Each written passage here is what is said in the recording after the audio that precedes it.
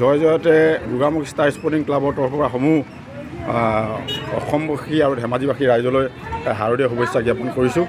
আপোনালোকলৈ আমি শাৰদীয় শুভেচ্ছা জ্ঞাপন কৰিছোঁ। আমি ৰাইজ আহিছে, আমি খুব ৰাইজৰ এইবাৰ মানে ঘনবসতি খুব কম, তথাপিতো চৰকাৰৰ যি প্ৰটোকল মানি আমি ইয়াতে মানে পূজা অৰ্চনা আৰম্ভ কৰিছোঁ। সমাগম কেনেকুৱা? এইবাৰ খুব কম, যিহেতু কৰোণা বেমাৰ চলি আছে, সেইটো কাৰণে খুবেই কম।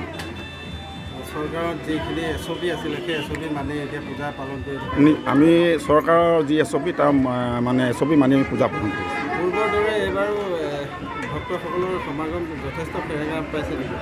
নিশ্চয় সেৰেঙা হয়। কি কামনা কৰে এবাৰ? আমি এটা কামনা কৰিম যে এই কৰোণা যি ব্যাধি, যি বেমাৰ, সি যাতে সমূহ ভাৰতবৰ্ষৰ পৰা গুচি যাওক। মা দুৰ্গাই তাক আঁতৰাই পেলাই সমূহ ভাৰতবাসীক সুকলমে ৰাখক।